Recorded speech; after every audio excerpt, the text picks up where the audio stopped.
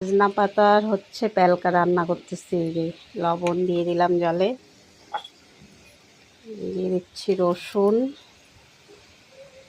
সজনা পাতা আর কচু পাতা দিয়ে।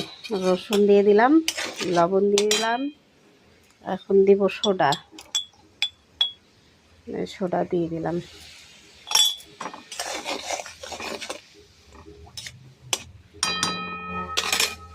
তারপরে দিচ্ছি কাঁঠালের বিচি। দারুণ টেস্টি টেস্টি হবে প্যালকাটা। কচু পাতা, সজনা পাতা, কাঁঠাল বিচি, সোডা, রসুন, কাঁচা লঙ্কা দিয়ে হচ্ছে প্যালকা হবে। এই লঙ্কা দিয়ে দিলাম।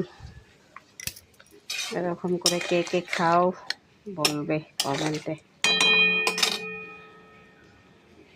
এই যে সজনা পাতা রেডি, এই যে কচু পাতা।